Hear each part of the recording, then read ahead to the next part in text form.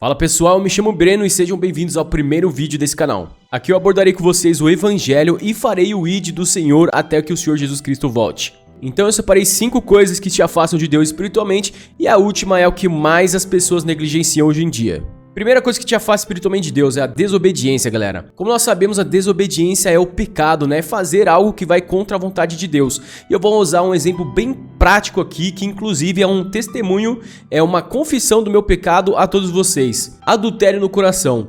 Jesus Cristo disse: "Mas eu lhes digo, qualquer um que olhar para uma mulher para desejá-la já cometeu adultério com ela no seu coração." Ou seja, galera, Jesus Cristo aqui tá dizendo, tá alertando para que você não olhe para mulher, para homem que não seja teu marido, tua esposa. Porque só de olhar para essa pessoa e desejá-la no seu íntimo, você já cometeu pecado. Não é simplesmente o adultério em si, praticado, né, dentro de um matrimônio, mas o ato de você olhar e desejar uma pessoa, uma mulher, um homem, que não é seu marido ou sua esposa, você já está cometendo desobediência. E a desobediência, que é o pecado, galera, cria um abismo entre nós e o Criador, nos afastando da boa, perfeita e agradável vontade dele e ficando cada vez mais fracos, cada vez mais doentes, porque na palavra diz que o salário do pecado é a morte. Segunda coisa que te afasta de Deus é a falta de oração, galera. Não tem como você estar em comunhão com Deus sem que você converse com Ele. O que adianta você só chegar para Deus e pedir o que você precisa, falar o que você está necessitando, pelas perrengues que você está passando? A oração é uma intimidade que você tem com o Senhor. Então você não deve orar somente quando vai dormir pedindo proteção porque tem medo de pesadelo,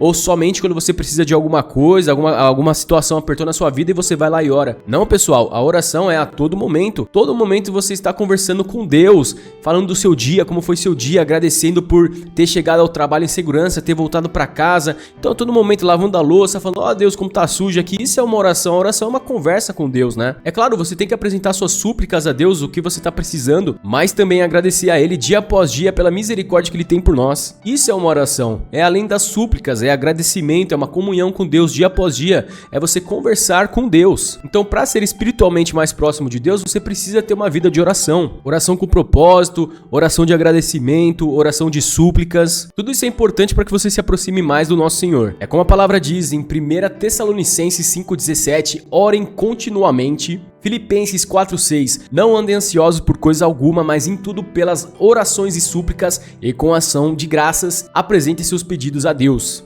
Tiago 5,16, a oração de um justo é poderosa e eficaz. Mateus 26,41, vigiem e orem para que não cedam à tentação, pois o espírito está pronto, mas o corpo é fraco. Ou seja, galera, sem oração você não tem como ter proximidade de Deus, intimidade de Deus e a proteção dele também, porque você está suscetível aos ataques espirituais do inimigo, as tentações da carne, e facilmente você é sabotado pelo inimigo. Terceiro ponto mais importante é a falta de jejum. Pessoal, o jejum nada mais é que a mortificação da sua carne e o alimento para o seu espírito. Jesus disse: "Nem só de pão viverá o homem, mas de toda palavra que procede da boca de Deus." Ou seja, jejum e oração, eles estão interligados, galera. Você precisa jejuar com propósito, jejuar por agradecimento, jejuar por alguma coisa que você precisa, porque assim você alimenta o seu espírito e fica mais forte contra as tentações da carne. O jejum é uma arma forte contra os demônios, galera. Jesus disse: "Esta espécie só sai pela oração e pelo jejum." Ou seja, pessoal, há demônios que são mais fortes e resistentes e necessitam que a gente esteja em constante oração e jejum para repreendê-los em nome de Jesus. Porque que autoridade nós teremos se não estivermos em comunhão com o Pai?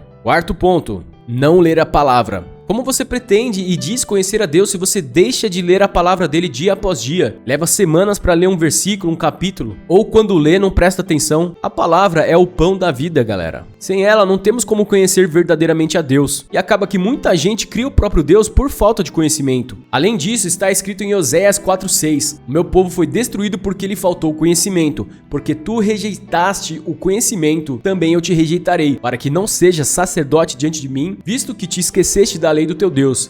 Também eu me esquecerei de teus filhos." Ou seja, galera, nós perecemos, o povo perece por falta de conhecimento, por falta de comunhão com Deus, da leitura da palavra, do pão da vida, o alimento da nossa alma. E é por isso que muitas vezes nós nos encontramos tão ansiosos, preocupados, com medo, porque não estamos alimentando o nosso espírito com jejum, nem com a palavra. E digo mais, em Efésios 6,11 está escrito: "Vistam toda a armadura de Deus para poderem ficarem firmes contra as ciladas do diabo." Ou seja, pessoal, é importante lermos a palavra de Deus diariamente para que nós sejamos fortificados por ela. Senão somos apenas presas fáceis para o diabo. Lembrem-se que Jesus repreendeu o diabo no deserto usando a própria palavra. E agora a última coisa que eu mais vejo as pessoas hoje em dia negligenciando ou se recusando a fazer: as renúncias. Pessoal, Jesus Cristo mesmo disse: aquele que quiser vir após mim, negue a si mesmo, tome a sua cruz e siga-me. O que Jesus Cristo está querendo dizer é que nós, por sermos inclinados ao mal e ao pecado, acabamos fazendo diariamente as vontades da nossa carne, e isso nos afasta de Deus. Vou usar dois exemplos, um masculino e um feminino. O homem corrompido moralmente pela imoralidade sexual passa horas vendo vídeos imorais no celular, o que levam ele a ceder ao pecado.